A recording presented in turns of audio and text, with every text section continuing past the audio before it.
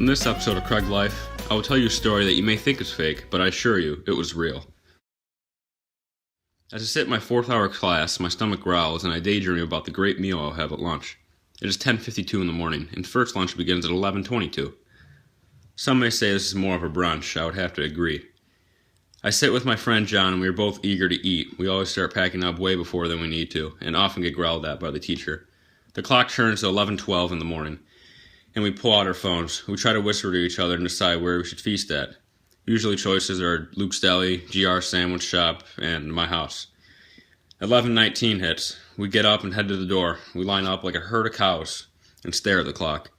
We decided we are going to Luke's Deli, which is about a mile from Craig. It is 11:21. We are practically hanging out the door, just waiting to hear the sweet sound of the bell. It turns to 11:22, but nothing. No bell. We can hear other classes start to complain. We don't know what's happening. I look back to my teacher and yell, "Hey, what's going on? Can we get out of here?" "Not yet. Wait for the bell," she replied with a large grin on her face. Then over the intercom, we hear Assistant Principal Mr. Phillips say, "Students, due to the lack of effort you have been given in your schoolwork, we have decided to take your lunch privileges away for today. Thank you for understanding." "Hey, they can't do this. That's not fair," John yells. We hear classrooms bursting into anger all over the school. "John, we need to get out of here. We have to find a way," I said. I begin to look for a way out. As the door shuts and locks behind us, our teacher says, "Hey, don't go anywhere." John spots Mr. Phillips walking down the hall talking on his radio. We could barely make out what he was saying. Yes, all the kids are locked in the room. We have them right where we want them." While everyone was distracted by Mr. Phillips in the hall, I was snooping around in the back of the room.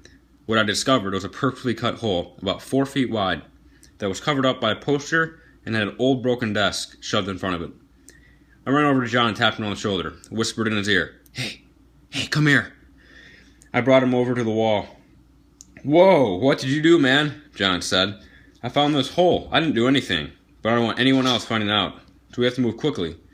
John took out his phone and used it as a flashlight. We looked in it and saw black, just endless black. The hole was smooth, almost soft to the touch. "Are we going in there?" John says. "We have to. Let's go,"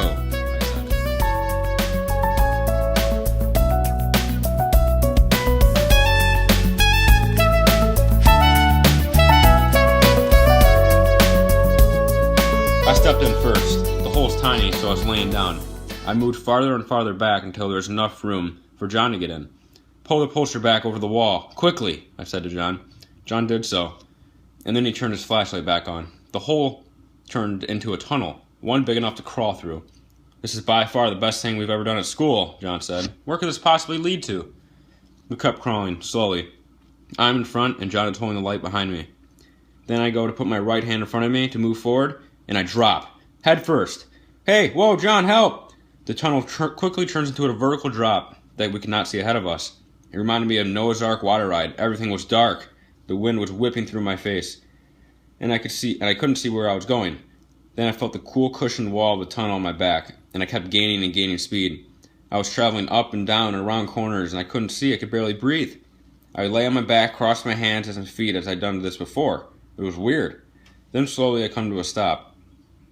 There was still no light whatsoever, but I pull out my phone in my pocket, which is surprisingly not cracked. I get a call from John. I answer.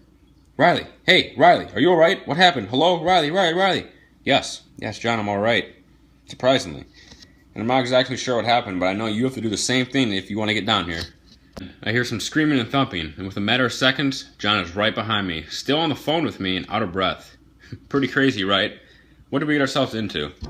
The tunnel has gotten even larger, large enough for us to walk through now. Still black, though. I check my phone and realize it's only 11:36. We walk only about 10 steps more and we reach a door. John's flashlight is guiding the way. "Do we open it?" John says. "I don't know." John tries to push it open, but it's rock solid. There's a little green flashing light, and I see a little card slot. I wonder what it could be. "Hey, John, what do you think this is?" I pull out my wallet from my back pocket and take out my ID. "No way that could work," John says.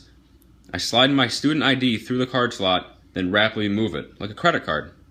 We hear the sound of the door unlocking, and John pushes it open. Surprisingly, the door busts right open. The bright sun blasts us in the face as we feel the breeze of the beautiful Friday. John and I are both astonished of where and what is happening. We crept out the door and looked behind us and realized it is a secret door opening from the side of the wall, just out senior doors. Whoa, we're right by our cars. Look, John. John steps out of the tunnel, and we both take a look back at the door and shut it. It blends right in with the brick. No one would ever know. We better get in our cars before we get caught, I told John. Yeah, good call. This has been quite the adventure. We sprint to my car, still starving, and look forward to Luke's Deli.